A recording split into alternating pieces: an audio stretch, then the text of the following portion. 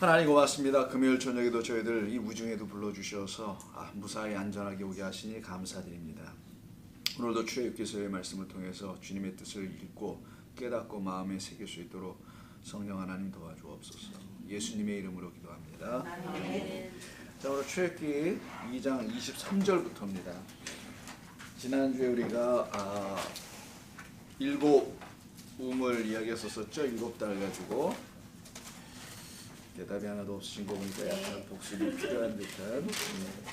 모세가 사람을 죽이죠. 근데 그 사람 죽이는 게 그냥 단순히 죽이는 그런 살인이가 아니라는 것을 스데반의 설교를 통해서 우리가 알게 됐었죠. 스데반 집사님의 설교를 통해서 그들을 구원하려고 했던 것인데 그 이스라엘 백성들이 그걸 알아보지 못하더라라는 걸 했던 것을. 그래서 결국은 이스라엘 백성, 애굽 땅에 있는 이스라엘 백성들은 그 모세는 앞으로 올 또 다른 모세가 있죠. 예수 그리스도입니다. 그래서 그 모세를 먼저 배척하죠. 그래서 바로에게 결국 알리기까지 해서 결국 모세는 미디안 광야로 도망가는 신세가 됐지 않습니까? 근데 이제 미디안 광야니까 상황은 똑같았었어요. 마치 애굽의 바로가 이스라엘 백성들을 학대했던 것처럼 미디안에 가보니까 광야에서 어떤 목자들이 7달을 핍박하는 모습이 등장했었죠. 그런데 거기서도 똑같이 모세는 똑같이 그들을 구원해 줍니다. 도와주고요.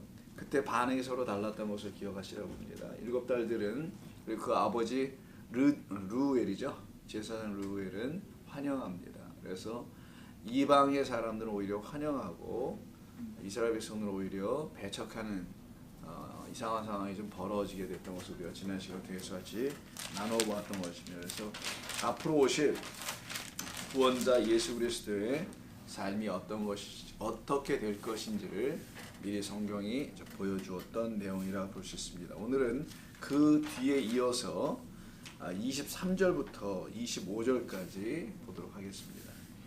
자, 여러 해 후에 애굽 왕은 죽었고 이스라엘 자손은 고된 노동으로 말미암아 탄식하며 부르짖으니 그 고된 노동으로 말미암아 부르짖는 소리가 하나님께 상달된지라.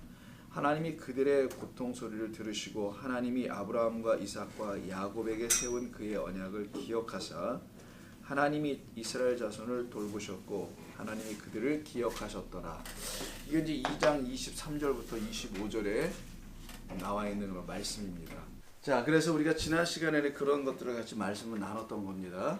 자, 오늘은 바로 이제 그 뒤에 이어서 열해 후에 애굽 왕이 이제 죽고 난 다음에 어떤 상황이 반전, 어떤 변화가 좀 일어납니다. 그 변화는 뭐 크게 변화는 오는 건 없고요. 이스라엘 백성들은 여전히 그 땅에서 고통 가운데서 지내죠. 거기가 이제 애굽이라고 합니다. 애굽에서 고통을 계속 당하죠. 그때 이들이 어떻게 하나요? 23절에 보니까 하나님께 부르짖죠. 하나님께 그 부르짖는 소리가 상달되었다라고 합니다. 하나님께 부르짖는 소리가 상달되었다는 일종의 기도 같은 것이라고도 볼 수 있겠죠. 그래서 우리가 이런 본문을 통해서 이제 하나님께 부르짖어 이제 우리의 기도가 상달된다는 것을 이런 본문을 통해서도 1차적으로 이해하거나 듣게 되고 또 알게 되기도 합니다. 자, 이 말씀을 보면은 고된 노동으로 말미암아 이 고통 가운데서 이들이 이제 힘들어하고 탄식하고 결국 하나님께 도움을 요청하는 부르짖음, 어떤 소리를 내게 됩니다. 그때 하나님께서 그들을 기억하시죠. 24절에 보니까 기억하셨다라는 말이 24, 5절에 반복해서 나옵니다. 언약을 기억하시고 또 그들을 기억하시고 그리고는 그들에게 응답을 하시는 것처럼 보여지죠. 기억하셨다, 상달되었다 이런 전체적인 분위기 속에서는 말씀의 어떤 내용이 응답되는 걸로 보이지 않습니까, 여러분? 자, 응답하는 것으로 보여집니다. 그렇다면은 이런 본문을 우리가 보면은 우리 긍휼의 하나님께서 여러분들의 삶의 사정과 형편을 일일이 다 아시는 하나님께서 그 형편을 모르고 계시다가 여러분들의 삶의 형편을 모르고 계셔서 하나님께 여러분들이 막 부르짖으니까 하나님께서 그때 돼서 그렇게 어려운 일이 있었어? 라고 그 여러분의 기도의 소리나 부르짖는 소리를 듣고 응답하셨다고 생각이 되십니까? 아니요. 그런데 이 본문은 마치 그렇게 보이지 않습니까? 그래서 이런 본문으로 이제 우리가 기도를 하나님께 하면 하나님이 응답하시고 상달되어 우리를 기억하시고, 그럼 그전에는 기억 안 하셨나 보죠? 기억하신다는 말이 나오잖아요, 공교롭게도. 그럼 이런 본문을 들으면 하나님 전에는 기억 안 하셨었나? 이런 생각을 한번 해볼 필요가 있지 않을까요? 그럼 우리에겐 아주 엄청난 어려움이 좀 빠집니다, 신앙에.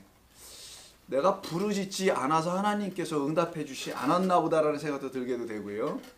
또 하나는 좀 전에 얘기했던 것처럼 하나님은 나를 잊어버리고 계셨었나? 실제로 또 그렇게 생각하는 분들도 있어요. 하나님 나를 돌보지 않으신다. 내가 그렇게 어려웠을 때 하나님은 나를 보지 않으셨었나 보다라고 생각하는 어떤 분들도 있거든요. 그래서 마치 하나님께서 깊이 잠을 주무시다가 어떤 성도의 간절히 부르짖는 기도에, 그것도 금식까지 하면서, 금식하면 좀 힘이 딸리긴 할 텐데 그래도 부르짖는 소리에 하나님 깜짝 놀라요. 아니 내가 잠깐 졸았다 뭐 이런 식으로, 네가 그렇게 어려웠었느냐라고 하나님께서 그 부르짖음을 듣고 깨어나셔서 그들에게 하신 말씀, 그래서 그들을 기억하신 것이라 한다면 우리 신앙생활에 큰 어려움이 생기지 않을까요?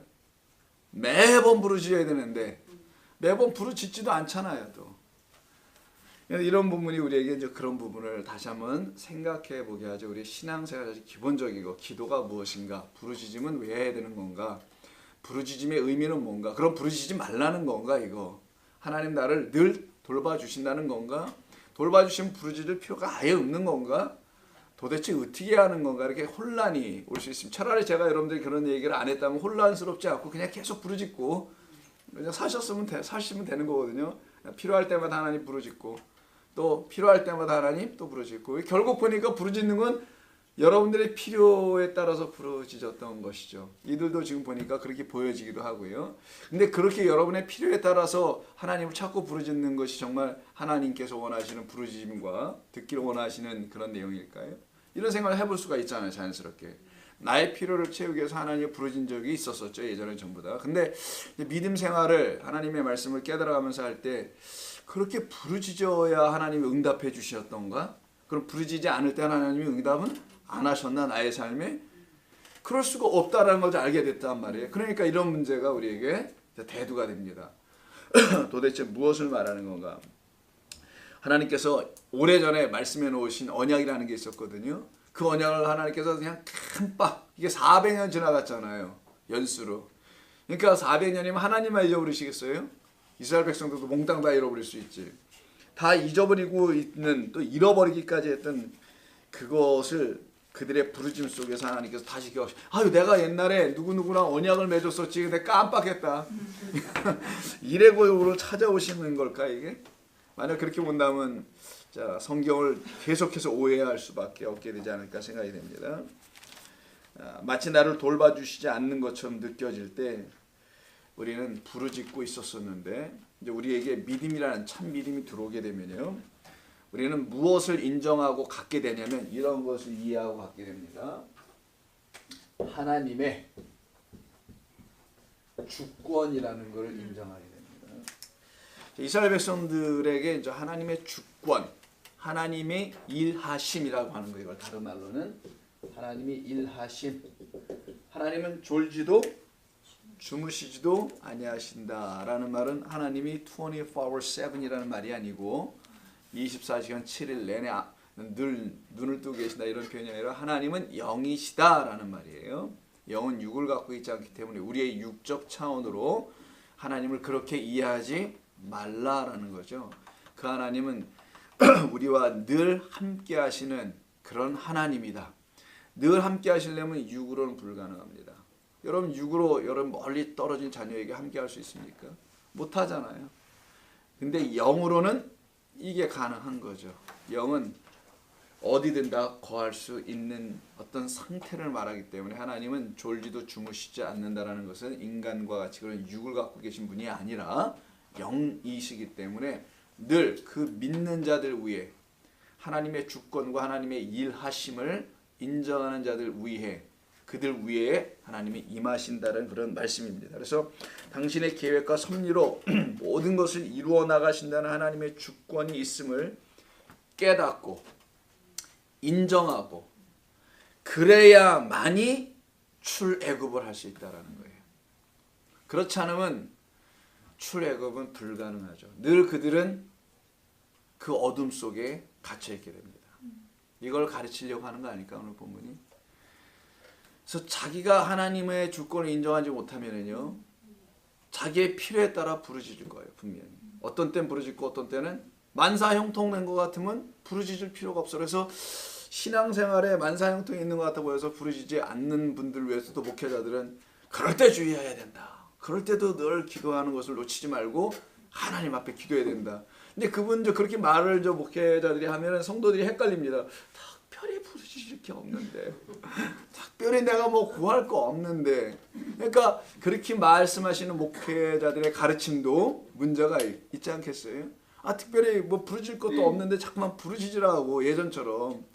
이러면 성도들이 이제 이거 뭐 부르짖을 거 없는데 일단 기도는 좀이라도 해보자, 뭐 억지로 하게 되는, 신앙을 종교적으로 할 수밖에 없게 된다는 거예요. 그럼 계속 불안하면 부르짖고, 마음이 평안한 것도 아닙니다. 뭐 문제가 좀 해결된 것 같으면 또 괜찮아지고, 이게 뭐 들쭉날쭉거리는 과정이 되겠죠. 그럼 그들은 그래서 그 어둠에 갇히게 되죠. 그걸 갖다가 애굽 상태다, 그걸 압제 아래 놓여 있다, 미스라임의 뜻이 압제 아래 있다는 뜻이죠. 그러니까 자기의 삶에 그냥 눌려서 거기서 허덕이는 거죠. 하나님을 늘 그런 분으로만 바라보고 필요에 따라 부르짖기는 하는 그런 존재가 됩니다. 그런데 하나님은 그런 분이 아니시고, 본래 당신의 계획과, 창세전에 이미 갖고 계신 계획과 그것을 이뤄나가시는 하나님의 섭리라는 것이 있어요. 그 계획을 이뤄나가는 방법을 섭니다. 당신의 뜻대로 하신다. 하나님의 뜻대로 이뤄나가신다는 이 계획과 섭리 안에서 모든 것을 주관하실 뿐입니다. 그래서 오늘 본문에 옛날 사람들 이름이 등장하는 거예요.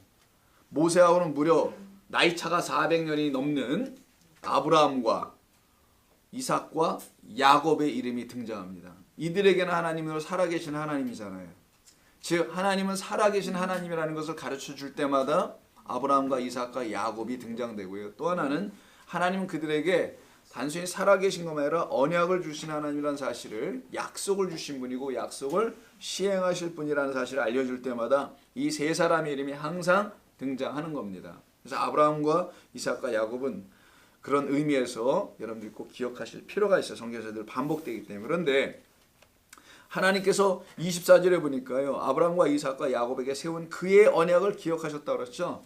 그건 하나님께서 이때 이들이 부르짖어서 기억한 게 아니라 항상 기억하고 계시는 것입니다. 잠깐 잊어버렸다가 기억하시는 것이 아니에요. 창세기 15장을 보세요. 처음 아브라함에게 맺었던 그 계약, 약속이 있어요. 이게 오늘 본문에서 15장을 얘기하려고 하는 겁니다.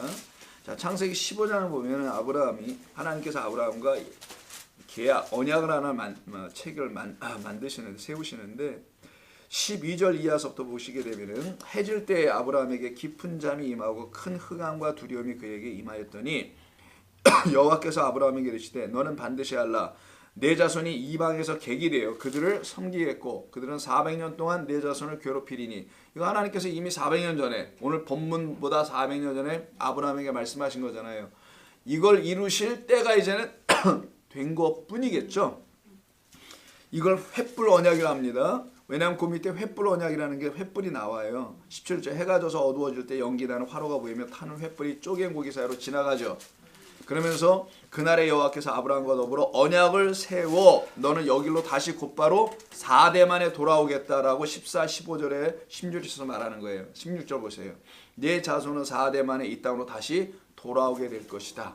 언제? 아모리 족속의 죄악이 아직 가득 차지 아니함이다. 그럼 그것이 가득 차지면 그때 너희들은 돌아올 것이다. 이 하나님만 아시는 때를 갖다 아모리 족속으로 이제 표현하신 거겠죠. 자, 그때는 하나님만이 아시는 거예요. 시간은 400년 주셨습니다.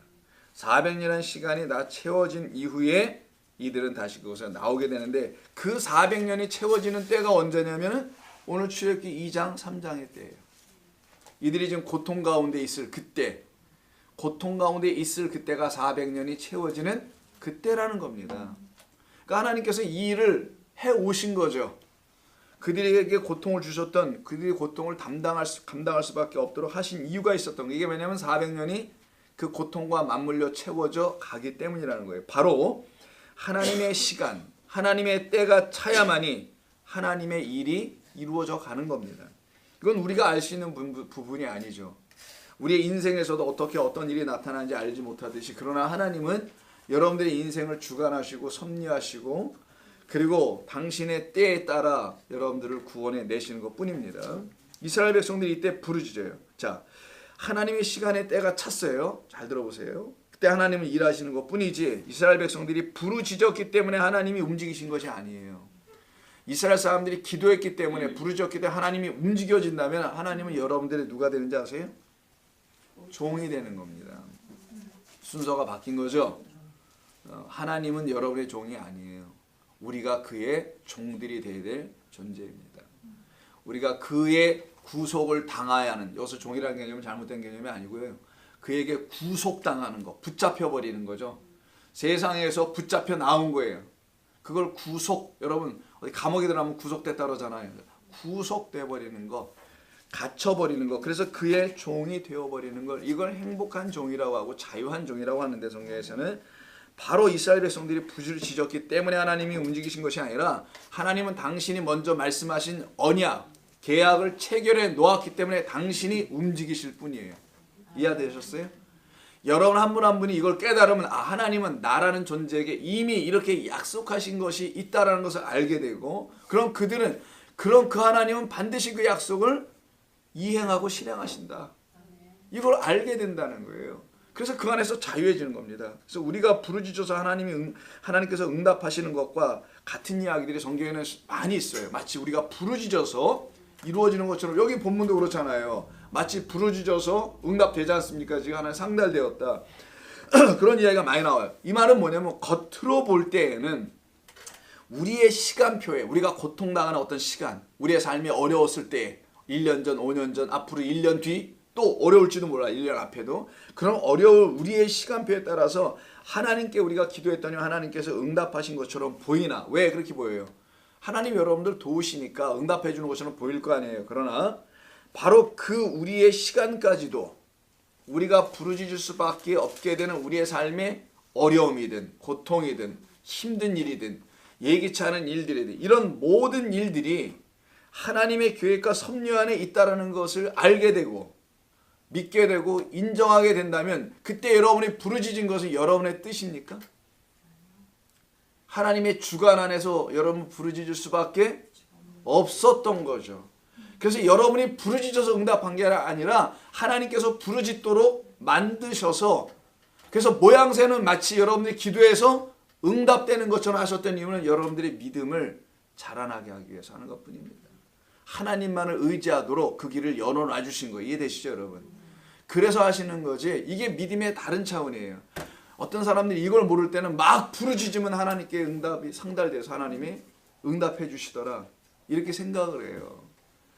그런 게 아니고요. 하나님은 우리로 하여금 부르짖을 수밖에 없도록 하나님을 찾고 만나도록 이미 하나님은 당신의 지혜와 능력과 섭리 안에서 우리의 삶을 때로는 역경과 고난을 허락하셔서 그것을 경험하고 지나갈 때 그것만 경험하고 지나가면서 힘들게 만들어 놓으시는 하나님도 아니시고요. 그걸 경험하면서 부르짖었더니 하나님이 나이가 응답하셨다라는 이런 싸구려 복음을 듣게 하시려고 하는 것도 아니고 그걸 통하여 하나님과 여러분은 어떤 관계인지를 알려주려고 하는 거예요.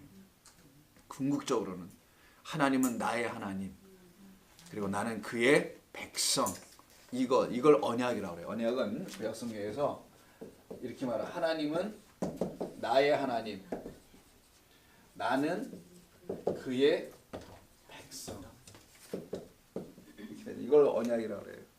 내가 너의 하나님이 되고 너희는 나의 백성이 될지라. 이게 모든 언약의 기본 틀입니다. 이걸 이루어 가시려고 다양한 언약들을 성경에서는 계속 다윗에게도 아브라함에게도 찾아오셔서 말씀을 하셨던 거예요.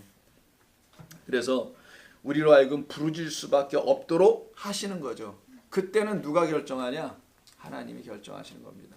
여러분들의 삶에 고통이 결정해 주는 게 아니에요. 그래서 내가 고통 가운데 부르짖더니 하나님 응답하셨다. 반도 안 맞아요. 그 말은. 하나님을 모르는 거예요. 깊이 깨닫지 못한 거예요. 하나님을 종교적으로 자꾸만 이해할 때는 그렇습니다. 내가 많이 빌었더니 내 중심을 보시고 하나님이 내 마음을 들어주셨다라는 세상 종교들이 말하는 것을 그대로 자기가 쓰고 있는 것뿐이죠. 자, 예를 한번 들어보세요. 갈라디아서 한번 보세요. 신약 성경 고린도 후서 다음에 있는 게 갈라디아서인데요. 4장 갈라디아서 4장 8절을 먼저 한번 보겠습니다. 306면인데 제 성경은 306페이지 갈라디아서 4장 8절. 자, 이렇게 말해요. 두 가지 다른 시점을 얘기합니다. 자, 그러나 너희가 그때에는, 요게예요. 첫 번째 시점 그때. 일단 찾으세요. 갈라디아서 천천히 같이 보면서 할게요. 갈라디아서 4장 8절 찾으셨죠? 그러나 방향을 바꾸죠. 그때는, 이게 가로로 한번 쳐보세요. 그때가 어디예요 도대체? 하나님을 알지 못할 때, 그때 하나님을 안다 왔던 너희들이 하나님을 사실은 알지 못하고 있을 그때라는 거예요. 사도 바울 이야기는 본질상 하나님이 아닌 자들에게 종로로 타였다. 이게 하나님을 하나님으로 바라보지 못하고 하나님이라고 이름은 부르지만 그분은 그들의 하나님이 아닌 거였던 거예요. 하나님이라고 다 이름은 부르지. 근데 진짜 그 하나님이 누군지도 모르고 부르지면 그 하나님은 그 하나님이 아닐 거 아니겠어요. 그들에게는. 그 하나님으로 그들에게 명확하게 알려줘야지 그들이 그 하나님을 찾을 거 아니겠냐고요.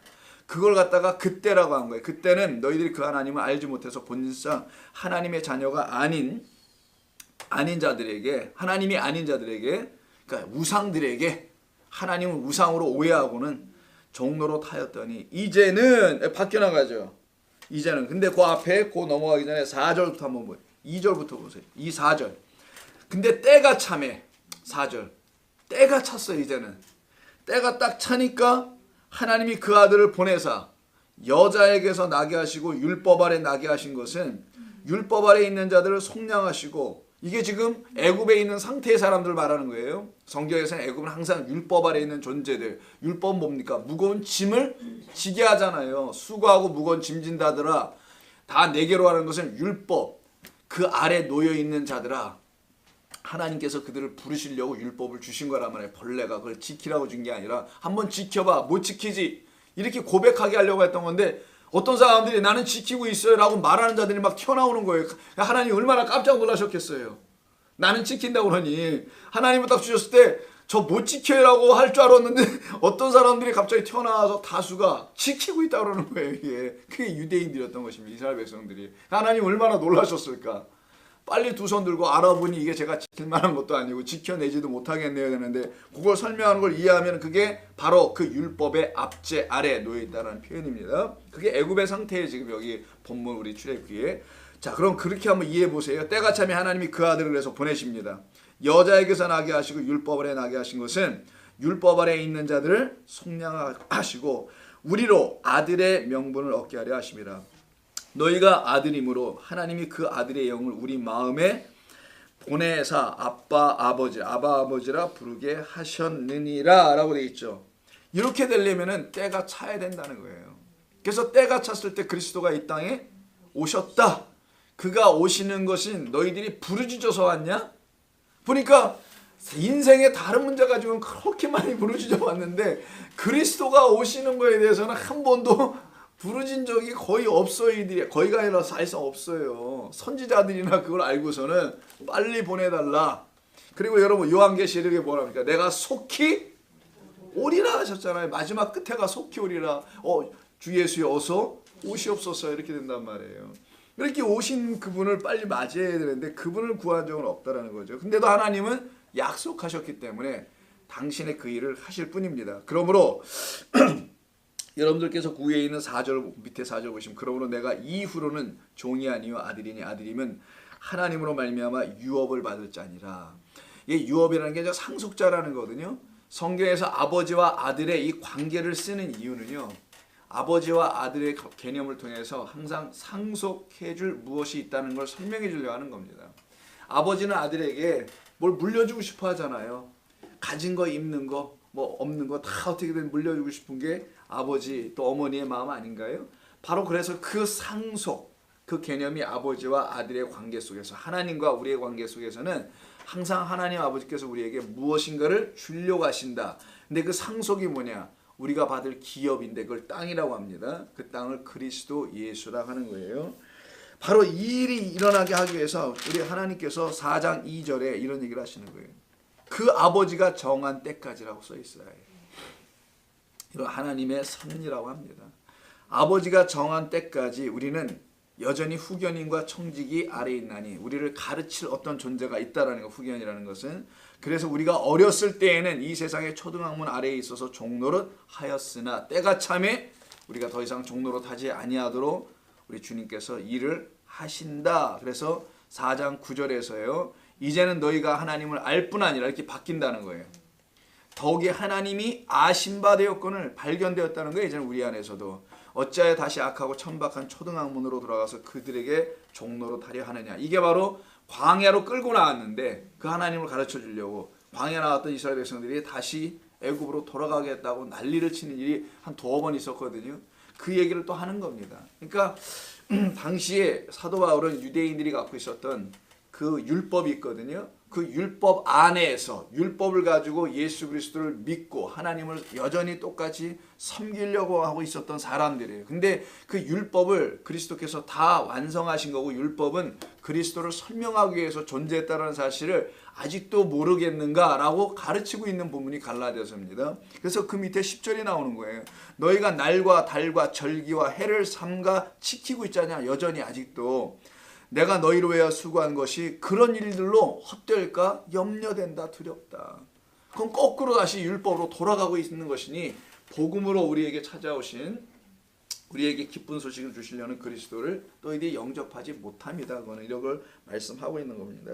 그러니까 하나님의 때, 결국 하나님의 시간인 카이로스가 우리 가운데 나타나게 될 때 우리는 우리의 시간인 크로노스로 합니다. 그걸 갖다가 크로노스 때에 하나님을 찾고 부르짖게 되었던 것 뿐인 거예요. 하나님의 개입하심이 있었기 때문에 내가 부르짖는다는 것만 아시면 됩니다. 내가 부르짖고 싶어서 부르짖는 것도 아니고, 고통 가운데 단순히 빠졌기 때문에 급해서 부르짖는 것도 SS를 치는 것이 아니라 하나님이 여러분들을 찾고 계시는 시간이고, 그러면 여러분들의 부르짖음 속에서 하나님은 또 여러분들에게 찾아진다는 거에 발견된다는 거예요. 이와 같이 자기 자신이 하나님의 섭리와 주권 가운데 있음을 알고, 여기 아는 것까지가 좀 힘들죠. 그래서 우리에게 뭘 주신지 아세요? 고난을 주는 거예요. 사람들에게. 그래서 고난은 참으로 유익한 겁니다. 고난을 미워하고 나누지 마세요. 고난은 친구처럼 여기시는 것이 속 편한 겁니다. 고난이 내게서 제거되기를 바라고, 나는 그런 인생이 내게 있어서는 아니되 내 자식에게도 고통과 고난이 있으면 안 돼 라고 부모들이 기도하죠. 쓸데없는 기도들 열심히 침뱉으면서 하는 거예요. 하지 마세요. 그런 기도. 여러분들의 인생이 자녀들의 인생을 해결해 줄 수도 없고 아무것도 못합니다. 그들에게 고난이 없으면 하나님 알 수 있는 길이 없어요. 여러분도 똑같았단 말이에요. 근데 그들에게 무슨 고난이 없고 인생의 평탄대로가 열리기를 바라면서 기도한다면, 그런 걸 부모라고 한다는 그 자식은 참 한심할 겁니다. 저런 부모가 나의 부모였어 라고 하면 어떡할 거예요. 그들이 나중에 나를 위해서 그렇게 기도하면 어떻게 해요. 엄마 아빠, 걔가 나중에 정신 차리고 주님을 제대로 알고 있을 때 내 엄마 아빠가 참 잘못 기도했구나, 그래서 내가 이 모양 이 꼴이 됐나, 그럼 어떻게 할 거예요. 온전히 기도해야 됩니다. 고난이 있어야 되는 거예요. 살면은요. 그래서 하나님 고난을 허락하는 겁니다. 그러니까 여러분의 자녀가, 왜 부모가 자녀가 고통당하는 걸 좋아할 부모가 어디 있습니까? 근데 여러분 아세요? 여러분의 부모님도 여러분에 대해서 그렇게 마음을 갖고 애지중지 키웠지만 여러분 고통 가운데 살았잖아요. 다. 인생은 어쩔 수 없습니다. 하나님의 허락하심이 있어요. 다 뜻이 있어서.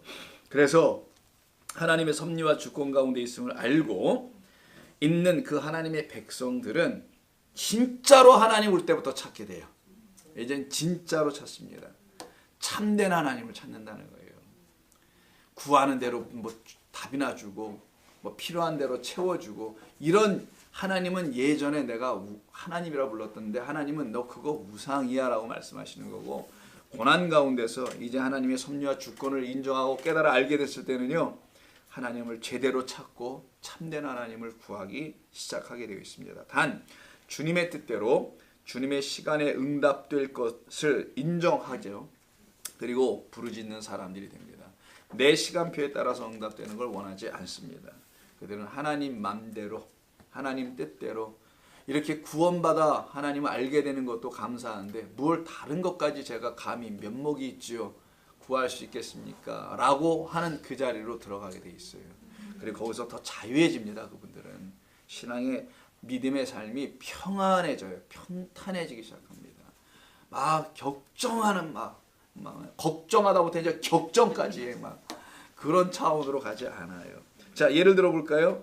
이와 같은 기도들이 하나님께 상달되는 것입니다. 하나님을 믿고 의지하는 자들의 기도들이라는 거예요. 이걸 갖다가 이게 참된 믿음이에요.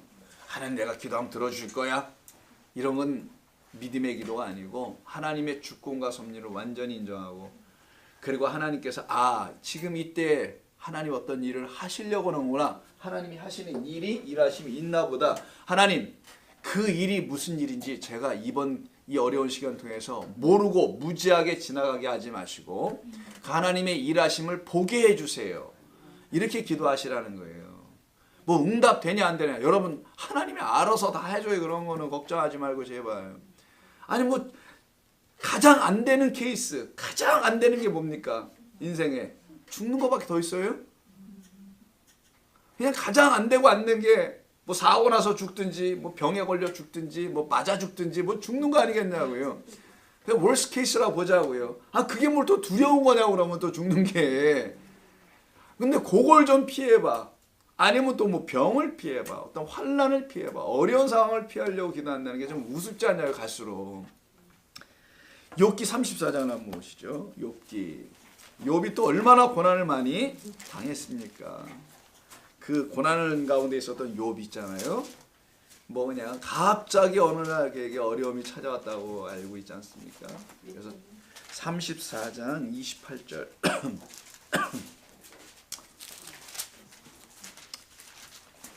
34장 28절 욥기 34장 28절 천천히 찾아보세요. 욥기 욥기 34장 28절 그들이 이와 같이 이렇게 되는 게 있어요. 그들이 이와 같이 그들이는 27절의 그들인데 이건 34장 28절인데 27절부터 제가 읽겠다. 그들이 그를 떠나고 그의 모든 길을 깨달아 알지 못함이라. 그들은 여기서 악한 자들을 말해요.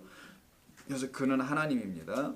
그 하나님의 모든 길을 깨달아 알지 못함이라. 그들이 이와 같이 하여 가난한 자의 부르짖음이 그에게 상달하게 하며 빈궁한 사람의 부르짖음이 그에게 들리게 하느니라.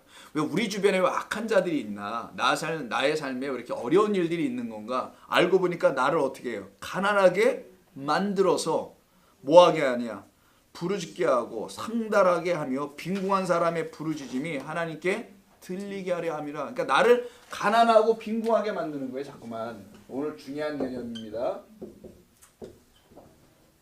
요 두 단어가 나오는데 이건 딸이라고 발음하고 요거는 빈궁함은 아닌데 이렇게 써요. 아니 발음합니다. 요 딸은 그렇다 치고 이 아니라는 단어가 사실은 가난한으로 많이 쓰는데 이것도 한문으로 빈궁한으로 썼다고 하고요. 이것도 가난하는 거예요. 이거 뭐 궁핍한 불쌍한 이런 뜻을 갖고 있어요. 둘 다. 근데 밑에 이제 아니가 오늘 계속 반복해서 나올 거예요. 그렇게 우리를 만들어놔요. 가난하게. 그냥 가난한 심령으로 만들어 놓는다는 겁니다. 그래야 하나님께 구하게 되는데 왜 가난하게 만드시냐? 이유가 있어요. 참된 가난함이 진짜 가난함이 뭔지를 가르치시려고 하는 거예요. 진짜 빈궁함이 뭔지를 알려주시려고 삶의 빈궁함을 주는 겁니다. 삶의 가난함을 주죠. 그런 뜻이에요. 이게 바로 그렇게 악한 자들을 통해서 가난하게 되고 빈궁하게 되어 하나님께 부르짖게 되면 하나님이 응답해 주신다. 침묵하시는 하나님이 아니라는 겁니다. 시편 한번 볼게요. 계속 밀고 가시면 시편 다음이 시편이에요. 102편 1절 2절 한번 보실까요?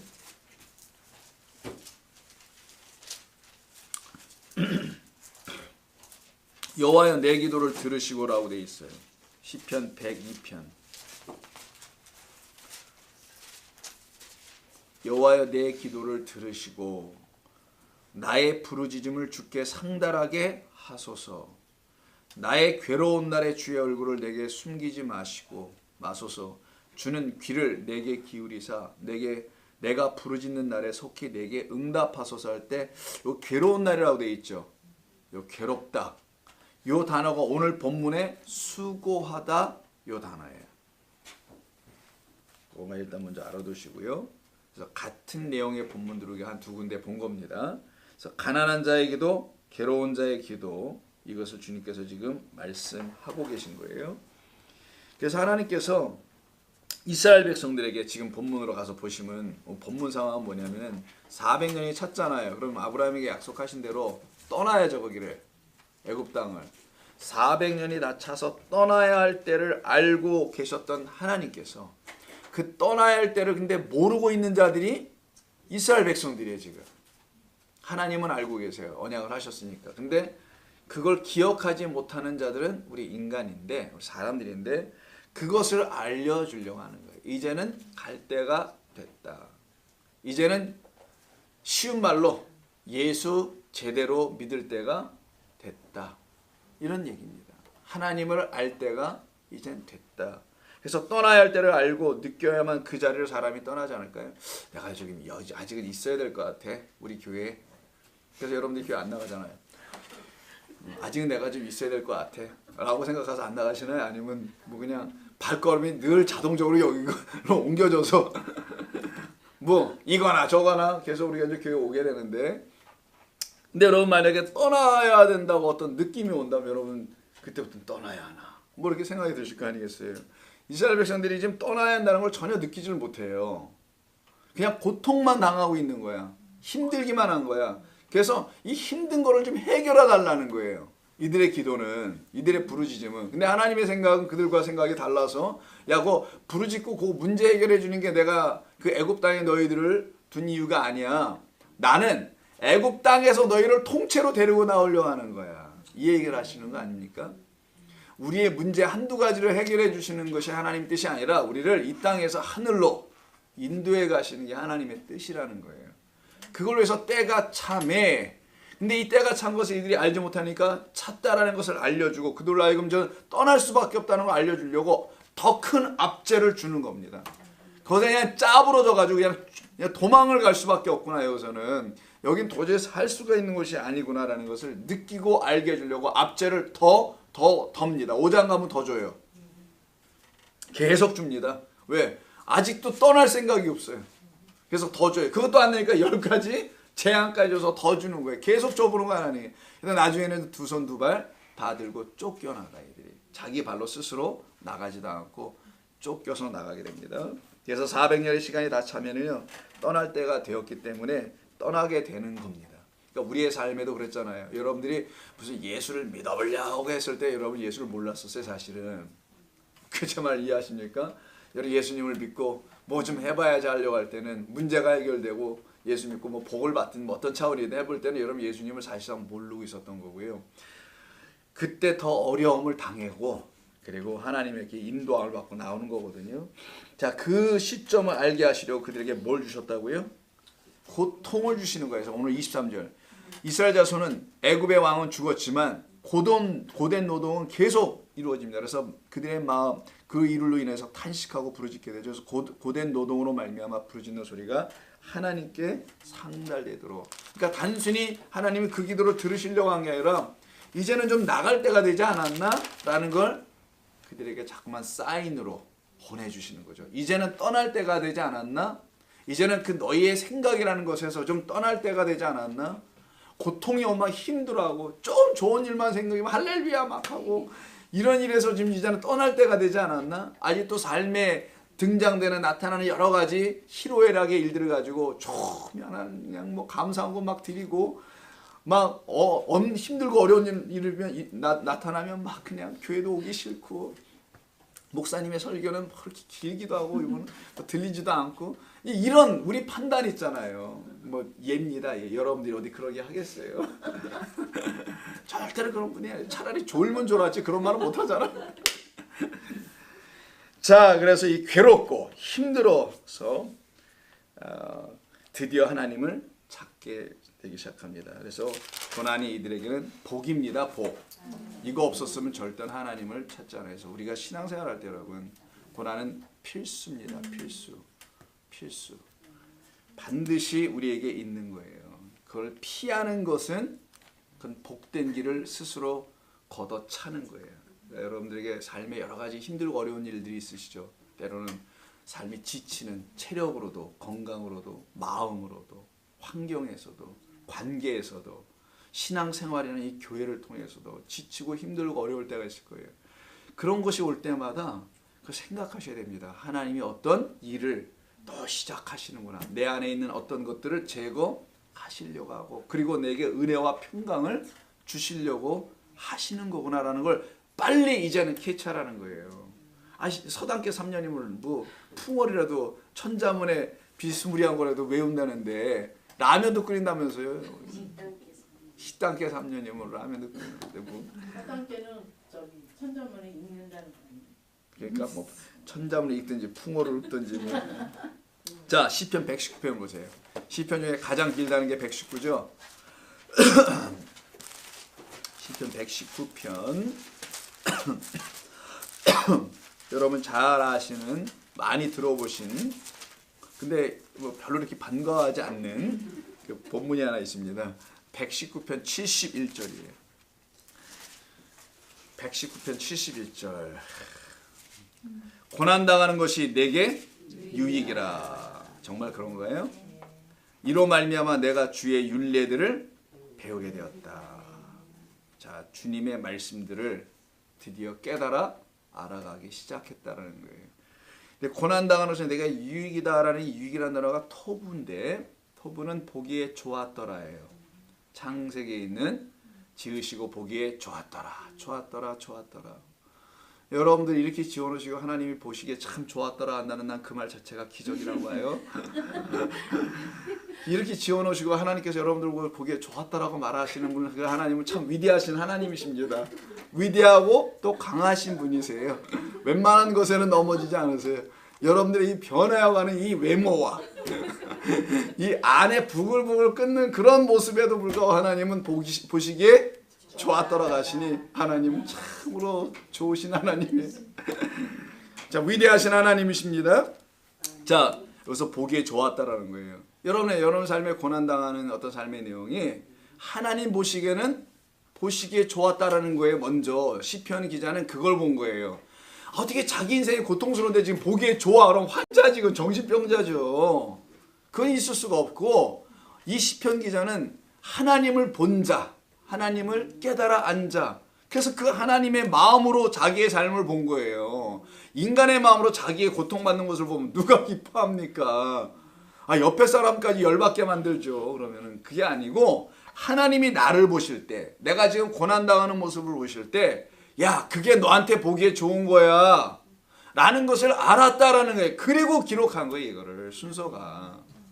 그렇지 않고 여러분 이거 하나님도 알지 못하는데 이걸 어떻게 이렇게 말해? 이거 환자도 아니고 뭐 시편 기자나 다 정신병자가 썼습니까? 이거 전부 다 아니거든. 더군다나 이게 굉장히 길게 말이야. 119편씩이나. 고난당한 오신 내겐 참 아름다운 거야. 좋은 거야. 보기에 하나님 보시기에 이로 말미암아 나는 하나님의 말씀을 깨달아 알아가게 됐기 때문이지. 그분을 인정하게 되었기 때문이지. 그래서 나는 내게 고난은 참으로 그래서 유익한 거다 라고 이제 의역을 한 거라고 보여줄 수 있습니다. 고의 67절 한번 보세요. 고난당하기 전에는 내가 어떻게 했답니까? 그릇 행하여. 이거는 밥그릇 아닙니다. 옳지 않은 뭐 이런 거예요. 여러분 그릇 여러분들 그릇 하면 또 질그릇 자꾸만 생각하지 잠이 확 깨져. 고난당하기 전에는 내가 그릇 들고 다녔다라는 말이 아니고 내가 그릇 행하였다. 무슨 말이에요? 하나님의 뜻대로 하지 못했다. 하나님의 뜻을 알지 못했다라는 거예요. 그릇 행했다는 게 여러분의 선악, 도덕, 윤리 이런 걸 얘기하는 게 아니에요. 하나님을 그렇게 이해하면 큰일 납니다. 그 하나님은 두려워져야 갈수록 그 하나님 앞에서 여러분은 맨날 깨갱거리는 하나의 사람밖에 안 됩니다. 큰일 나요. 하나님은 나에게 고난을 주셨는데 내가 그 고난의 의미가 뭔지를 모르고 살았을 때는 나는 그냥 고난도 없었을 때는 그냥 천방지축 하나님의 뜻을 모르고 살았었다. 그러나 이제는 뭐래요? 주의 말씀을 지키나이다. 여기 고난이 있거든요. 이 사람에는. 근데 시편 기자에게는 이렇게 고난이 있는 사람이 쓰지 않고서는 이렇게 길게도 쓰지 않았을 거예요. 여러분 고난 많이 당해본 사람들이 할 말도 많잖아요. 예를 들어 143절 보세요. 한두 군데가 아니에요. 119편에 여러 말이 많아요. 이게 관계된 말이.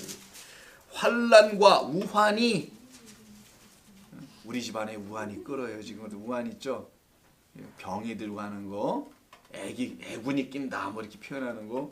환난과 우환이 내게 미쳤으나, 그렇죠? 얘들이 우리에게 우리가 또 미치기도 하죠. 그래서 우리에게 도달했다는 의미인데 이게 오면 우리도 미치잖아요. 그래서 환난과 우환이 내게 미쳤으나, 얘들이 미치게 와요. 올 때는 주의 계명은 나의 즐거움입니다. 이게 반전을 일으키는 걸 보세요. 역설이 아니라 반전입니다. 이 중간에 하나님이 끼셨다는 거잖아요. 환난과 우환은 내게 늘 있으나 주의 계명은 나를 온전히 세워서 나를 기쁘게 하더라. 이 환난과 우환은 기쁘게 하지 못하잖아요. 근데 그들은 환난과 우환을 악한 것으로, 자 143절이에요. 악한 것으로 보지 않는다는 거예요. 더 이상. 그러니 환난과 우환을 통해서도 주의 계명을 갖게 되고 그것이 기쁨인 줄 알게 되죠. 그러니까 안 좋은 것은 악한 거고 좋은 것은 선한 거라는 이런 선악 체계로다가 하나님을, 인생을 바라보지 않는다는 거예요. 하나님 안에서 선, 악은 하나예요. 그냥 하나. 이 하나가 되지 못해서 사람이 번민하는 거예요. 나눠지고 쪼개지니까 마음이 이거야 저거야 저거야 이거야 그냥 분간을 못하는 거지. 근데 하나가 딱 돼 있어봐. 선도 좋고 악도 좋고 다 하나님 보시기에는 다 좋은 거구나. 이걸 깨달아 알게 되는 거죠. 자, 그래서 고난당하다라는 말이 나오죠. 여기서 지금 시편에서요. 제가 일부러 여기 본문을 읽었던 것은 오늘 본문이 지금 고난당하는 걸 말하기 때문입니다. 이 고난당하라는 이 단어를, 고난이란 말을 여기 아까 뭐라 그랬어요? 이거 안이 있죠. 근데 여기서 뭐라고 썼어요? 가난한 이런 말이었었죠. 이게 다른 말로는 고난이라는 뜻도 있어요. 가난함, 고난 이런 뜻이 있고요. 그 다음에 동사로는 아나인데 뭐 이건 모르셔도 상관없지만 알아두세요. 아나. 이건 고난 당하다는 동사입니다. 자, 요 고난 당하다는 동사가 오늘 본문은 아니고 같은 출애굽기 1장을 한번 가보십시다. 이 고난이라는 단어가 1장에서 어떻게 쓰이냐면 계속 반복돼 쓰입니다만 11절 1장 11, 12 감독들을 그들 위에 세우고 그들에게 무거운 짐을 주어 괴롭게 한다고 하죠. 이게 지금 아까 괴롭게 노동을 시키는 거잖아요. 지금 요 괴롭게 하다가 아나예요. 고난을 주다, 괴롭게 하다. 괴롭게 하다 하고 가난하게 하다는 같은 히브리어를 쓰더라는 거예요. 가난하게, 그러니까 괴롭게 한 이유가 뭐냐? 그들을 가난하게 하시려나 봐요. 왜 고난, 괴로움, 학대가 이들 하나님께서 사랑하시는 이스라엘 백성들에게 있어야 됐던 건가? 우리가 늘 질문하는 게 그거잖아요. 왜? Why me라고 하죠? 왜 나에게? 내게 왜 이런 일이 왜 happen 하는 거예요? 그래서 why me? Why me라고 하지 않습니까?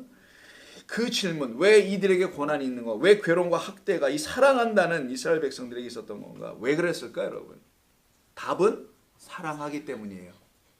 아주 간단합니다. 사랑하지 않으면 이런 일이 벌어지잖아요. 사랑하면 이상하죠. 사랑하면 사랑을 줘야지 왜 사랑하는데 학대가 그대로 있는 것을 방치하세요 하나님 이렇게 말할 수 있잖아요. 그걸 세상 종교라고 하는 거예요. 하나님을 자기들의 생각으로 이해하고 하려고 하는 모든. 신명기 8장에 답이 나옵니다. 신명기, 민수기, 신명기 나오죠. 5번째 책인 신명기 8장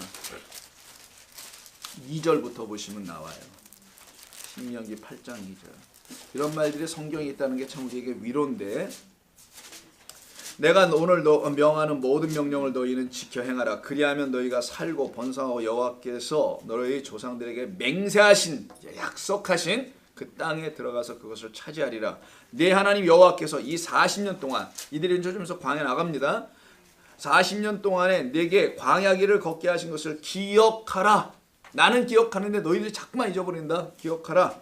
이는 너를 낮추시며 너를 시험하사 내 마음이 어떠한지 그 명령을 지키는지 지키지 아니하는지 알려 하심이라. 너를 낮추시며 너를 줄이게 하시며 너를 알지 못하며 내 조상들도 알지 못하는 만나를 내게 먹이신 것은 사람이 떡으로만 사는 것이 아니라 여호와 입에서 나오는 모든 말씀으로 사는 줄을 내가 알게 하려 하심이라 라고 말씀하시죠. 이때 이들을 왜 이렇게 괴로운 가운데 만들어 놓으신 거냐면, 허락하신 거냐면 그들을 낮추시려고, 그들의 마음을 낮추시려고 했다라는 거예요. 이 낮추다는 말이 나오죠. 낮추다, 마음을 낮추다. 겸손하게 하다는 거는 그럼요, 온유하게 만들기도 하겠죠. 요 단어가 또 안이에요. 이 단어 계속 반복돼 나오는 겁니다. 요 안이, 아까 가난한, 고난, 괴롭게 하다, 낮추다, 겸손, 온유하다, 이게 다 똑같이 한 단어에다 담겨 있어요. 히브리어 특징이기도 합니다. 무슨 말인가? 고난당하다, 괴롭다와 같은 단어인데 다른 뜻으로 하면 이게 겸손하다, 하게 하다, 낮추다라는 거예요. 왜 우리를 고난을 주신 것인가? 겸손하고 낮추려고 했던 것입니다. 그래서 고통과 고난, 이 안이가 겸손과 온유로도 동시에 사용돼요. 그 말은 뭐냐? 고난이 없으면 우리는 그 온유를 배울 수 없고, 고난이 없으면 내가 가난한 자라는 사실을 알지 못한다라는 거예요. 하나님 앞에서의 가난함입니다. 세상에서가 아니라. 그 고난을 주셨던 이유는 나를 낮춰서 내가 가난한 자라는 사실을 알고 인정하게 만들어 가시겠다는 거예요. 그래야 그들에게 당신이 갖고 있는 걸 주실 거 아니에요. 가난한 자들은 하나님께 달라고 할 거 아니겠습니까? 당신이 줄 건 하나밖에 없어요. 하나로 되어 있는 사랑밖에 없어요. 그래서 그 사랑하신다는 겁니다. 그들을 사랑하시기 때문에 고난을 주었던 거예요. 그래서 고난을 받았다는 것은 궁극적으로 하나님의 사랑을 갖기 위함이에요. 주시기 위함이죠. 민수기 12장 3절 보세요. 이 단어가 어떻게 쓰이는지. 민수기는 다음입니다. 앞으로 거꾸로 신명기 앞으로 가세요. 그럼 민수기 12장 3절. 민수기 12장 3절. 모세가 구스 여자를 취하였으니 1절부터 그 구스 여자를 취하였으므로 미리암과 아론이 모세를 비방하죠. 그 형제들이 그들이 이르되 여호와께서 모세만 말씀하셨느냐? 모세와만 말씀하셨느냐? 우리와도 말씀하지 아니하셨느냐? 하매 여호와께서 이 말을 들으세요. 자, 이건 낮아지지 않은 거죠, 지금 이게. 그들에게 뭐가 임하겠습니까? 고난이 임합니다. 그래서 낮아지게 하려고. 그래서 문둥병에 걸리죠, 미리암이. 이런 일이 벌어지는 거예요. 그때 그 일이 일어나기 직전에 이 사람 모세는 이런 말을 씁니다. 온유함이 온 지면의 모든 사람보다 더하더라. 온유함을 얘기하나요? 이 온유라는 단어가 또 뭐라고요? 아니. 똑같은 단어예요. 그가 온유해졌다. 아니, 모세가 온유한 거, 모세 승주도 많이 냈던 사람이 그러거든요. 그런데 그가 온유해졌대요. 왜 그렇게 됐냐? 고난을 겪었어요. 고난을 있는 대로 겪어봤고 힘들고 어려운 과정을 다 겪어봤단 말이에요. 그래서 하나님께서 그를 낮추셨죠. 그를 쓰시려고. 그래서 안이는 정리합니다. 이제 정리해 드릴게요. 쭉 몇 가지 들었으니까 이 안이라는 히브리어가 고난도 되고요, 온유도 되고 가난도 돼요. 가난함. 이 세 가지가 한 단어에 다 들어있어요. 이거는 우리 성도들의 삶입니다. 우리는 요 안위로 살아야 될 사람이라는 거예요. 우리는 이것이 필요하고 이 온유, 가난함으로 가야 되기 때문인 거예요. 모세의 경우는 40년에 40년, 애굽에서의 40년, 광야에서의 또 40년, 80년 동안 자신이 가난한 사람이라는 걸 사실 모르고 살았던 사람입니다. 그런데 하나님께서 그에게 찾아오신 거예요. 그래서 그 다음 장 3장이, 오늘 본문의 3장이 뭡니까? 소위 가시떨기 나무에 불이 임한 거잖아요. 그러면서 모세를 찾아오죠. 왜 모세를 찾아옵니까? 찾아오려면 그 불이 져서 누굴 찾아와야 돼요? 이스라엘 백성들을 찾아와야 되잖아요. 그 이스라엘 백성을 대표하여 모세만 하나 취한 것뿐이에요, 지금. 그리고 모세에게 찾아오신 그 하나님은 이스라엘 백성에게 찾아오신 하나님이라는 것을 알려주려고 모세야, 이제 내 백성에게 가라 라고 말씀하신 겁니다. 내가 너에게 이와 같이 임한 것처럼 내가 그들에게도 이미 이와 같이 임하여 있다라는 걸 알려주신 거예요. 그래서 이사야 66장 이사야 66장 2절을 보시면은 이사야 66장 마지막 장이 이사야 66장은 66장 2절. 이사야 66장 2절 한번 보세요. 나 여호와가 말하노라 내 손이 이 모든 것을 지었으므로 하나님의 주권 그리고 창조의 섭리가 있는 겁니다. 그들이 생겼느니라 나로 말미암아 모든 것이 이루어진 거야. 그러면 이 말을 듣고 있는 너도 그 중에 하나 아니겠니? 이런 얘기 아니겠어요? 무릇 마음이 가난하고 여기서 나와요. 이게 아니에요. 무릇 마음이 가난하고 심령에 통회하며 내 말을 듣고 떠는 그 사람은 내가 돌봐줄 것이야. 어디서 많이 들어본 말이죠? 산상순 아닙니까 이게? 그러니까 예수님이 산상순을 말씀하신 것은 갑자기 하신 말씀이 아니에요. 다 구약에 있는 말씀이래요. 이스라엘 백성들이 다 들었던 말인데 잘못 깨달아 알고 있었던 것뿐이죠. 그래서 다시 가르친 거예요. 전부 다 산상순에서. 그래서 마음이 가난한 거, 심령이 가난한 자는 복이 있나니 많이 들어보셨잖아요. 우리가 그 말이 여기서 나오는 거예요. 애통하는 자는 복이 있나니 이것도 있잖아요. 그래서 여기 심령에 통회하며 라는 말이 나오는 거예요. 이때 바로 아니 마음이 가난한 자들 그 영이 애통하는 자들 내 말을 듣고 떠는 자들 하나님은 이들을 돌보신다. 하나님 이들을 바라보신다. 우리는요 신앙생활 하면서요 우리의 가난함을 모르고 살아왔을지 모릅니다. 우리가 정말 가난하다면 무엇으로 가난한지를 가난해야 한지도 무엇 때문에 우리가 가난한지도 사실상 모르고 살아왔던 사람들일 수 있다는 거예요. 이스라엘 백성들이 사실 지금 그런 겁니다. 그들이 지금 고통을 받는데 가난 고통이 다 똑같잖아요.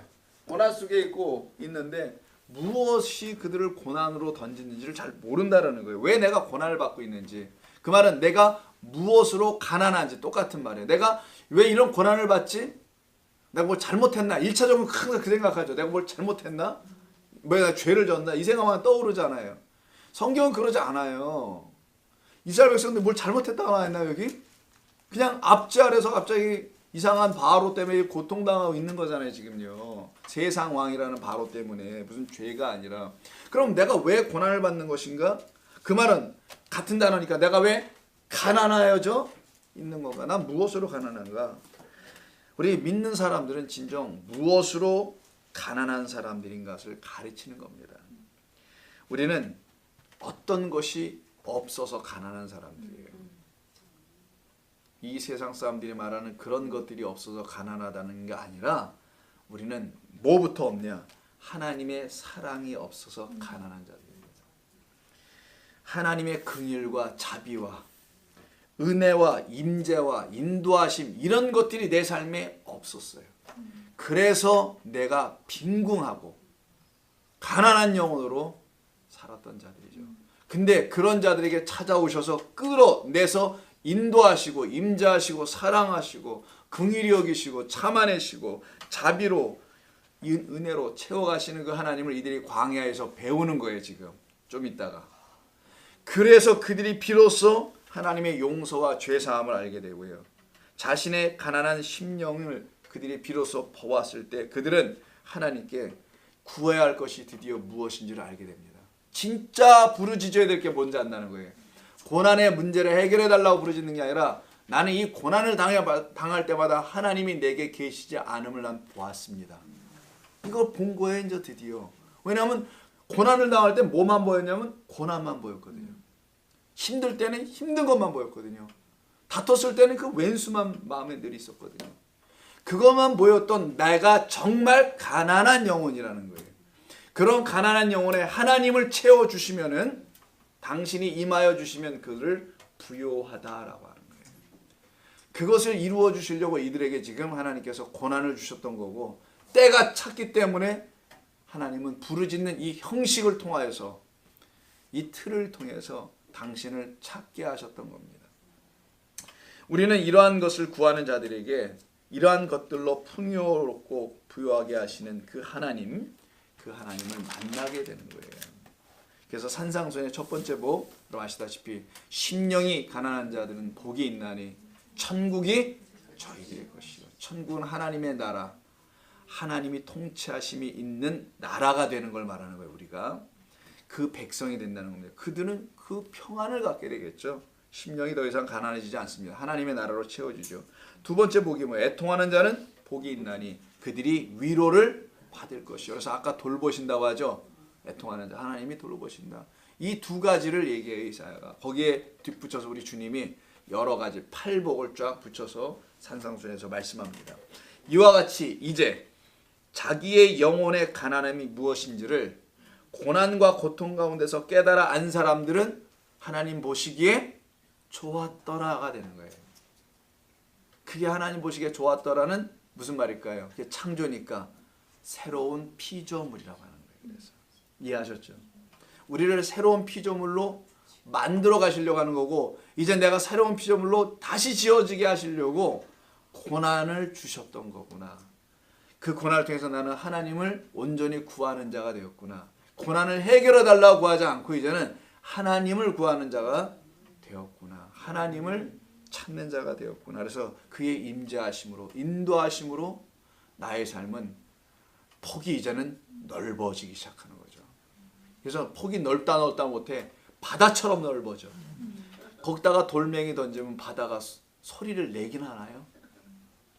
근데 조그만 연못에 돌 한번 떨어져 봐요. 소리도 커.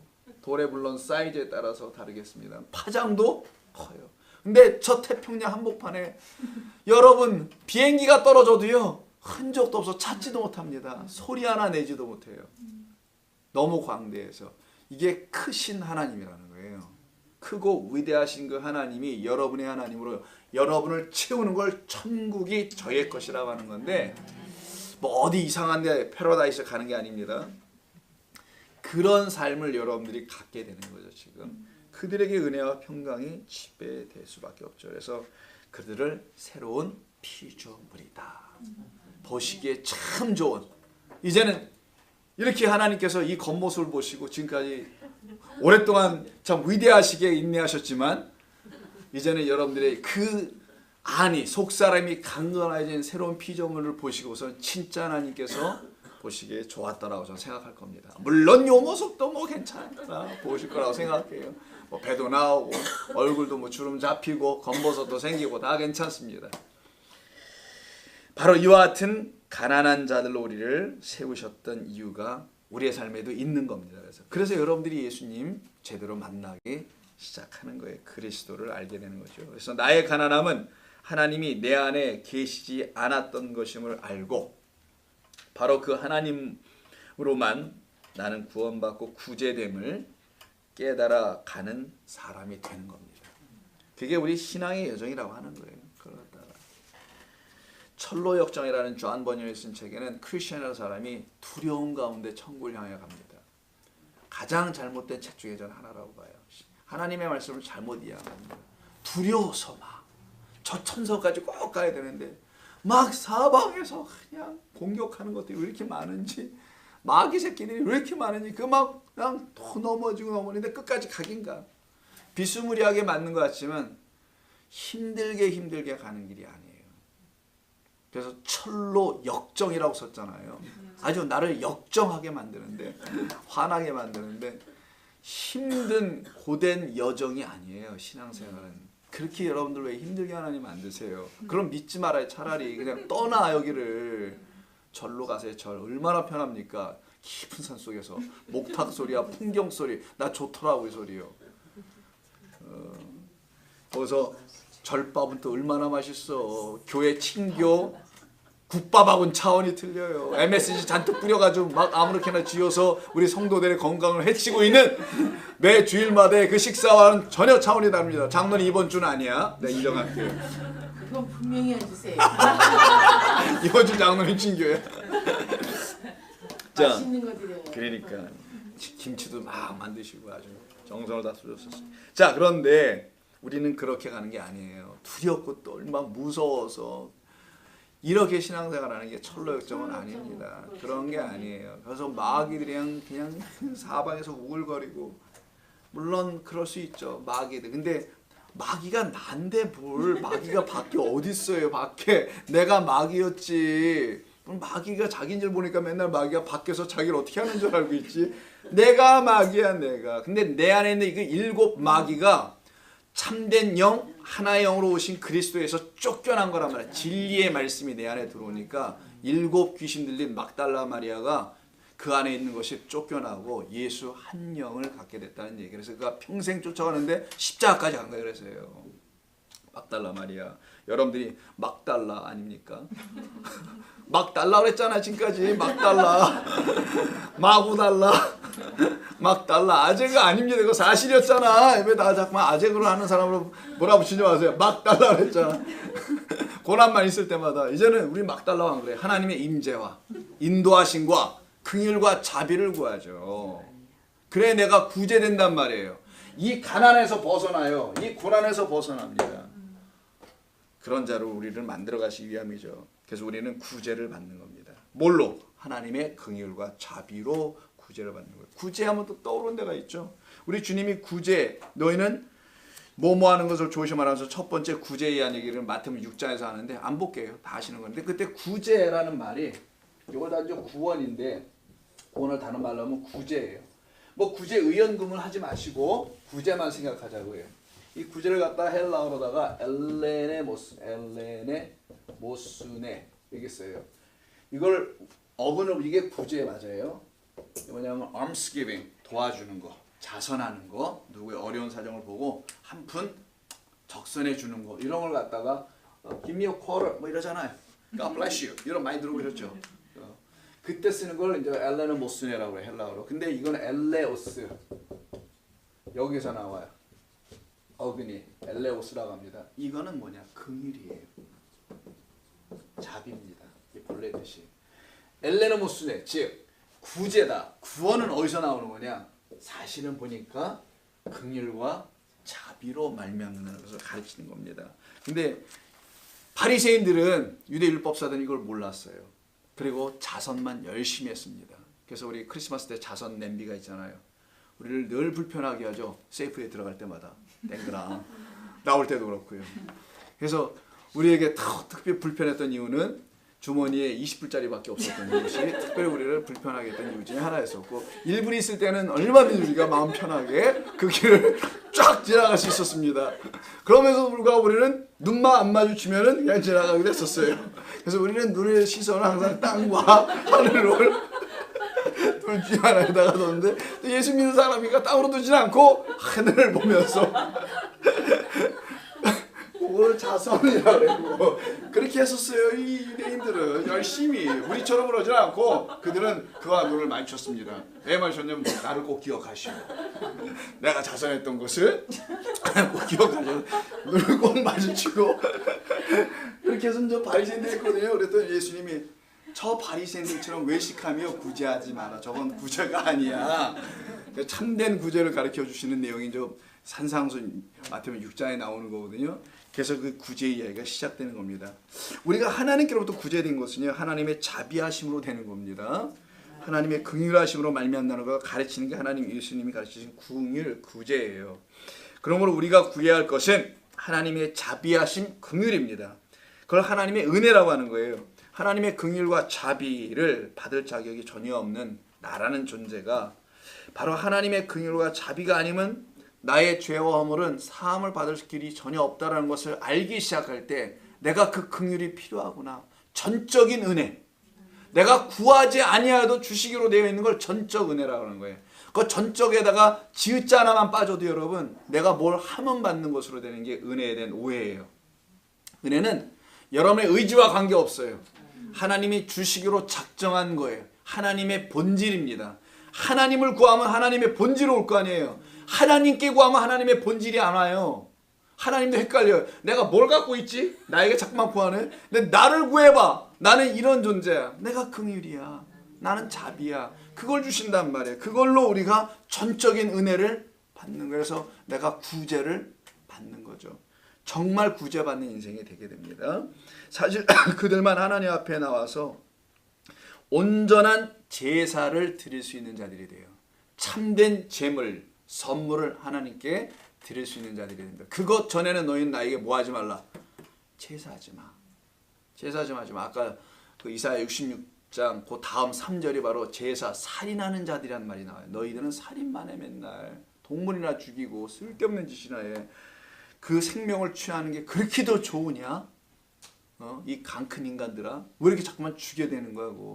죽이다가 이제는 좀 질려서 이게 아닌 것 같은데요. 뭐 이래 좀 해봐. 근데 전부 다 그 말을 안 하고 매일 죽이는 거란 말이에요. 열심히 그걸 행위로다가. 그게 하나님께서 아니야 그거 내가 그런 거라고 준 게 아니고 이걸 통해 깨달아 알으라고 한 거야. 한번 해봐.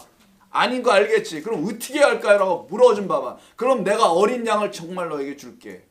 영원한 단 한 번으로만 드리게 하는 그 제사로 이미 영원 속에서 드렸던 그 어린 양 내 아들을 내가 너에게 선물로 줄게. 선물이 바로 그 정민아 집사님 아닙니까 우리 교회. 미나라는 단어의 히브리어. 미나. 그래서 가인과 아벨이 처음으로 제사를 드리죠. 구약에서는. 그때 그들의 그 제물이란 뜻이 제물이 아니고 선물이었어. 선물. 명확한 단어는. 하나님이 선물을 그들에게 주셨는데 그 선물이 무엇인지를 아는 자와 모르는 자로 나눠졌다라는 거예요. 동물로 드렸느냐 농산물로 드렸느냐가 문제가 아니에요. 그 선물이 무엇인지 알고 드린 자는 그 선물 드리고 죽고 하나님 나라로 가는 거고 그걸 모르는 자는 이 땅에서 계속 애녹성, 도성을 쌓고 자기의 힘을 계속 키우는 자라는 걸 알려주는 겁니다. 성경이. 자, 그래서 마태복음 9장 13절 한번 보실까요? 거의 다 끝나갑니다. 애들하고 좀 보조를 마시려고 하고 있는데 거의 끝나가요. 5분 안에. 자, 마태복음 9장 13절 한번 좀 보시면 여러분 우리 예수님께서 하신 말씀이죠. 마태복음 9장 13절인가? 9장이 아닌가 봐. 10장 13절 아닌가? 나 마가복음에 가 있나? 마태복음. 마태복음 9장 13절 맞죠? 예. 마가복음에 와 있어서 그랬어요. 죄송합니다. 네. 자, 너희는 가서 내가 긍휼을 원하고 제사를 원하지 아니하노라 하신 호세에게 말씀하신 그 뜻이 무엇인지 다시 배우라. 예수님께서 얘기하는 거예요. 유대인들에게 다시 배워. 나는 의인을 부르는 것이 아니요 죄인 나에게서 은혜와 긍휼과 자비를 구하는 자들을 나는 만나러 온 거지. 제사를 드리면 나는 의롭습니다. 이제 제사 드리고 나서 나는 괜찮습니다라고 하는 자들은 병든 자들이야. 걔들이 실제로. 근데 자기들은 병이 들지 않았다고 하니 의사로 온 의원으로 온 나를 찾지 아니할 것 아니겠는가 이 얘기하시면서 이때 나는 긍휼을 원해. 무슨 말이에요? 하나님 입장에서 긍휼을 원하니까 기도하는 자가 뭘 구하라는 거예요? 뭘? 긍휼 계속 말하라는 거예요. 긍휼 나는 그걸 원해. 너희들의 입에서 나오는 소리는 긍휼을 달라는 그것만 나를 원하는 거야. 그럼 내가 긍휼을 재빨리 줄 거야. 이 말씀하시는 거죠. 그래서 그 긍휼로 구원함을 얻게 되는 겁니다.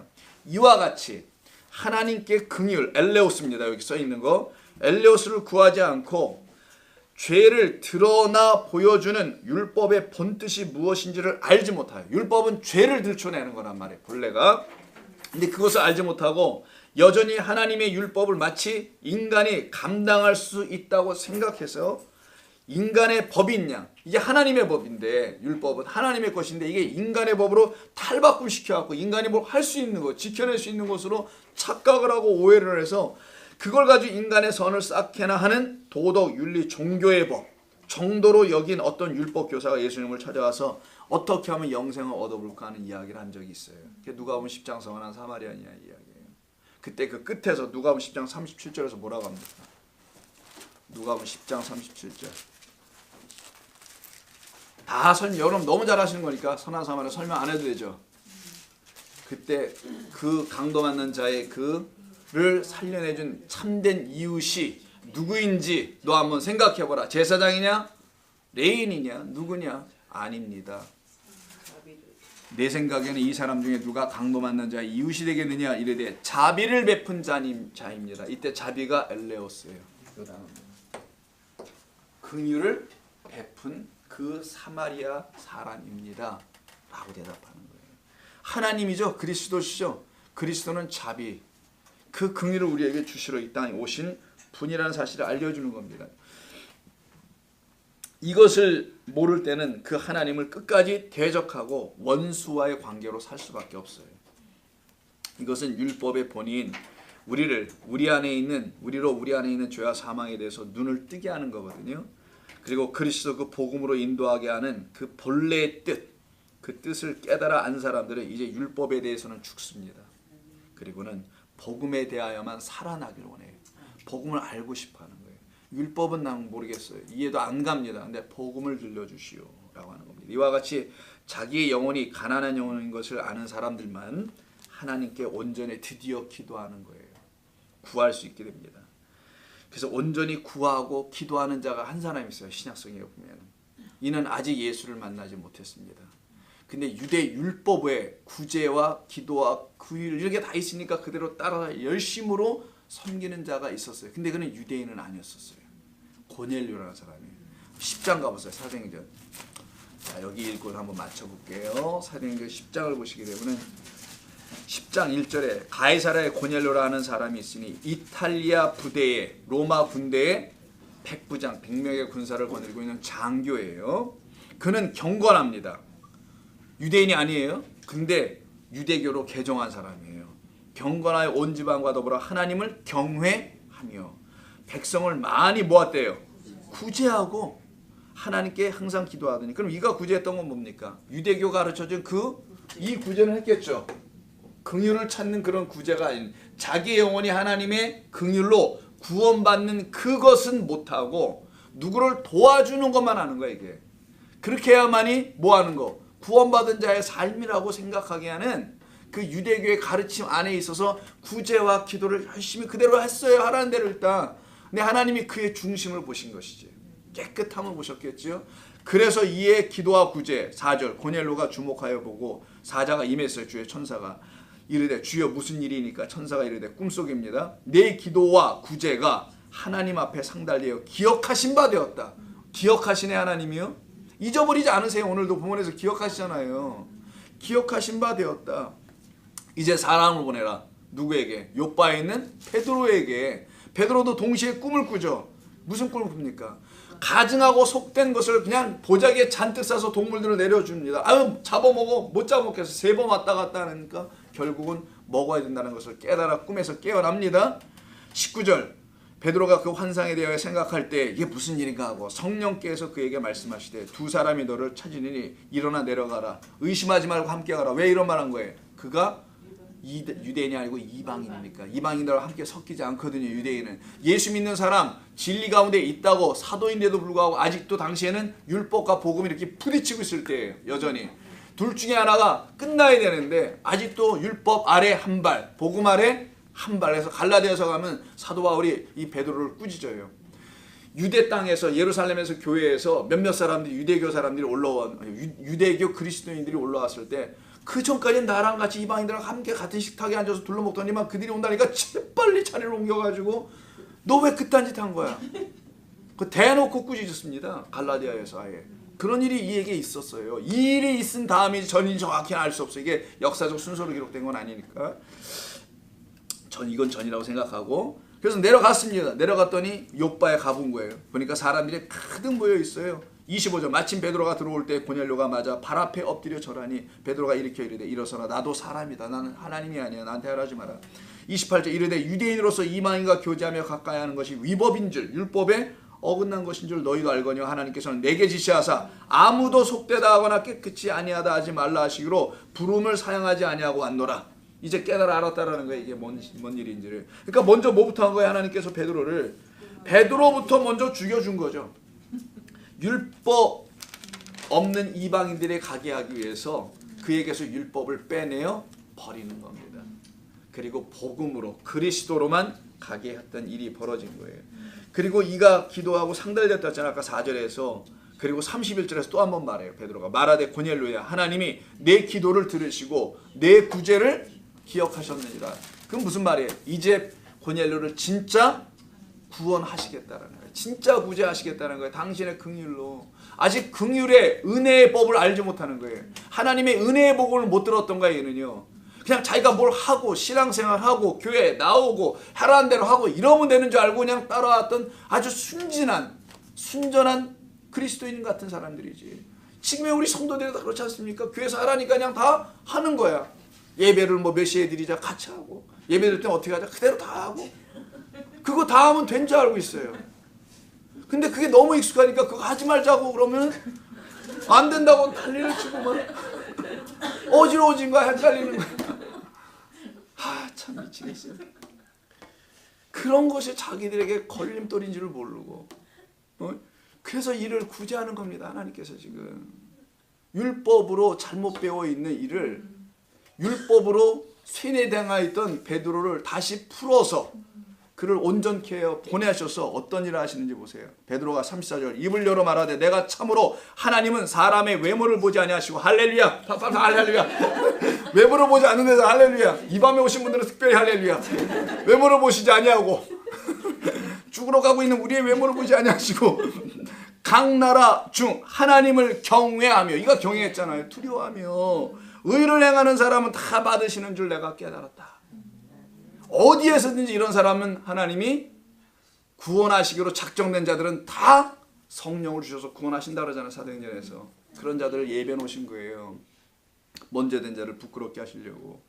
그러면서 하나님이 38절 나사렛 예수에게 성령과 능력을 기름 붓듯 하셨으며 그가 두루다니시며 선한 일을 행하시고 마귀에 눌린 모든 사람을 고치셨으니 이는 하나님이 함께 하셨음이라서 예수를 전하죠. 복음을 증거합니다. 그때 44절에서 베드로가 이 말을 할 때 성령이 이 말씀 듣는 모든 사람에게 내려오시니 베드로가 함께한 할례받은 신자들, 할례받은 신자가 뭐예요? 이방인이라는 거예요. 이방인 중에 유대교로 개종한 사람을 할례를 시키거든요. 신자들이 이방인들에게도 성령 부어주심을 보고 놀라요. 와, 하나님이 일을 하시는구나. 이게 진짜 뭐라고요? 이게 구제. 이게 진짜 구원.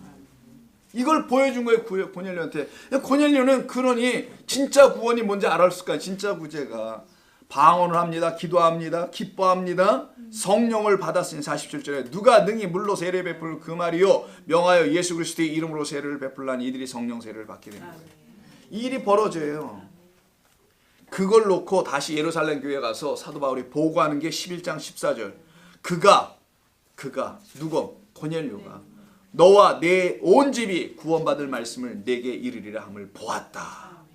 내가 말을 시작할 때 성령이 그들에게 임하시기를 처음 우리에게 하신 것 같이 그들에게도 임하였다라고 있었던 이야기를 쭉 합니다. 그런즉 17절 하나님이 우리가 주 예수 그리스도를 믿을 때 주신 것과 같은 선물을 그들에게도 성령을 선물로 그들에게 주셨으니 내가 누구에게 하나님을 능히 맡겠느냐 하더라. 생명 없는 회개가 그들 가운데 이루어지게 됩니다. 이런 일들이 그들에게 역사되고 나타났다는 거예요. 그래서 우리들은 구원받아야 될 영혼들입니다. 하나님의 긍휼로 그렇게 가난하여지고 그리고 그 긍휼로 임재하심을 받아야 하는 그런 가난한 영혼이 되어서 내 영혼이 구원받아야 한다는 사실을 철저히 알고 살아가야 될 사람. 시편 25편. 자, 시편 25편 빨리빨리 봅시다. 비도 오르는데 시편 25편 20절 보시면 이런 말이에요. 내 영혼을 지켜 나를 구원하소서. 내 영혼을 지켜주세요. 나를 구원하소서. 구제하소서. 내가 주께 피하오니 수치를 당하지 않게 하소서. 하나님께서는요 당신의 시간에 따라 구원하시게 됩니다.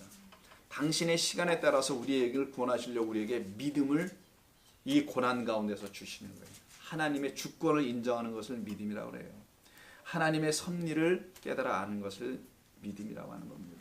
그래서 히브리서 베드로전서 1장 9절로 하나 읽어볼게요. 대표로 몇 가지가 있지만 저 끝에 베드로전서 요한일서 바로 직전에 베드로전서 1장 9절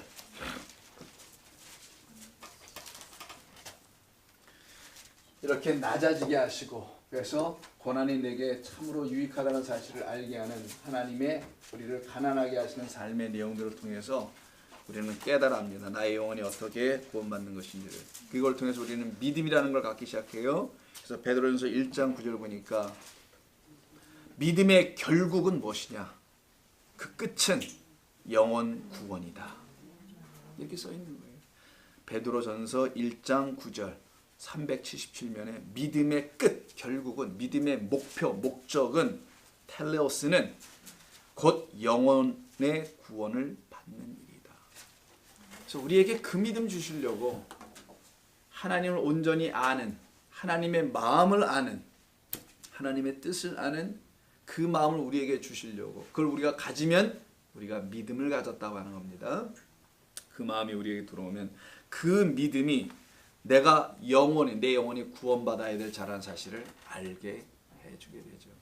오늘 하나님께서 이 모세를 통하여서, 이 이야기를 통해서, 이스라엘 백성들의 부르심을 통하여서 하나님은 그 백성에게 주신 언약을 기억하셨고요, 하고 계셨고, 이미 부르셔서가 아니고 그들을 또 기억하셨습니다. 그래서 그들을 드디어 찾아가십니다.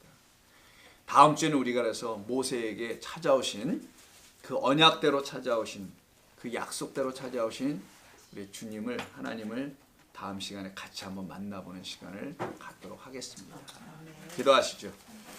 하나님 고맙습니다. 저희들 하나님의 긍휼과 자비를 구하지 못하고 우리들의 삶에 필요한 것들이나 구하다가 이 세상 헛된 삶을 살다가 끝날 줄 알았는데, 하나님의 긍휼과 자비가 우리 가운데 임하심으로 우리가 무엇을 구하여야 할 자인지, 어떤 것으로 가난한 자들인지를 알게 하시고, 우리가 구제받아야 될 것은 우리의 영혼의 구원이라는 사실을 알게 하셨사오니 감사합니다.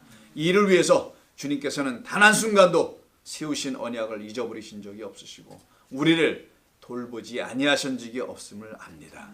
우리를 날마다 기억해 주시는 하나님께 감사하오며 돌아가는 발걸음 안익게 하시옵고 다시 만날 때까지 주 안에서 서로 모두 복되게 하여 주옵소서.